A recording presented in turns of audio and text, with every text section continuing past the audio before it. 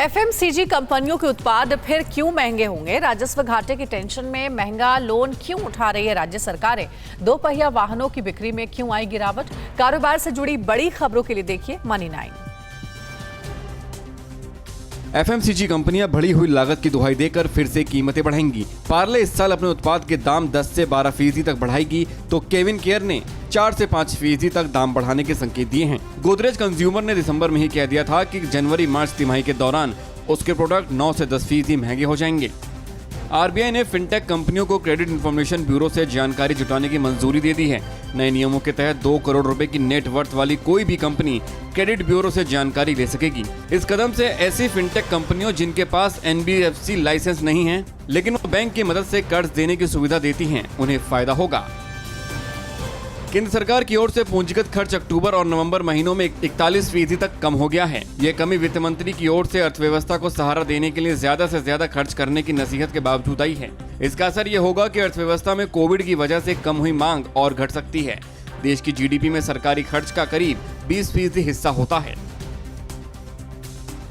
राज्य सरकारें अपने राजस्व घाटे, जो कमाई और खर्च के बीच का अंतर होता है, को पूरा करने के लिए महंगा स्टेट डेवलपमेंट लोन ले रही है। चालू वित्त वर्ष में राज्यों के लिए ऋण की लागत अब तक के सबसे ऊंचे स्तर पर पहुंच गई है। ऋण जुटाने के ताजा चरण में राज्यों ने 7.16% ब्याज पर ऋण जुटाया है, जो पिछले हफ्ते से 0.11% ज्यादा है।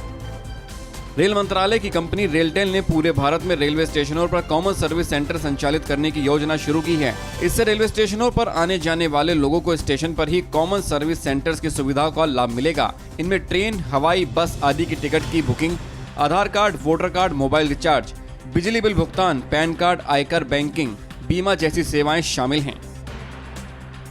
शेयर बाजार में हाल ही में लिस्ट हुए स्टार्टअप जोमेटो, नायका, पेटीएम और पॉलिसी बाजार के सितारे इस समय बुलंदियों पर हैं। एएमएफआई ने 5 जनवरी को लार्ज कैप, मिड कैप और स्मॉल कैप शेयरों का नए सिरे से वर्गीकरण किया है। इस बार के वर्गीकरण में स्टार्टअप कंपनियों जोमेटो, नायका, पेटीएम और पॉलिसी बाजार को लार्ज कैप का दर्जा दिया गया है। नए साल में नई मोबाइल हैंडसेट लॉन्च होने का इंतजार कर रहे लोगों के लिए बुरी खबर है। जनवरी मार्च के बीच केवल 45 नए हैंडसेट लॉन्च होने की संभावना है। कोरोना वेव से चीन और हांगकांग में लॉकडाउन लग गया है। इससे पार्ट सप्लाई रुक गई है। लॉकडाउन अगर लंबा खिंचा तो जनवरी मार्च तिमाही में मोबाइल हैंडसेट शिपमेंट में 20% की गिरावट आने की आशंका है। ग्रीन एनर्जी कॉरिडोर के दूसरे चरण को केंद्रीय मंत्रिमंडल से मंजूरी मिल गई है। फेज 2 के तहत 7 राज्यों गुजरात, हिमाचल प्रदेश, कर्नाटक, केरल, यूपी, तमिलनाडु और राजस्थान में ट्रांसमिशन लाइन बिछाई जाएगी। योजना पर करीब 12,000 करोड़ रुपए खर्च होंगे। ये प्रोजेक्ट गैर जीवाश्म स्रोतों से बिजली पानी के लक्ष्य को पूरा करने में काफी मददगार है। देश में 2 पहिया वाहनों की बिक्री की रफ्तार धीमी पड़ी है। Federation of automobiles dealer association FADA के मुताबिक पिछले साल सितंबर से दिसंबर तक देश में 2 व्हीलर सेल करीब 10% घटकर 45 लाख से नीचे रही। ऑटोमोबाइल क्षेत्र में हाल ऐसा ही रहा तो रोजगार और निवेश भी प्रभावित हो सकते हैं।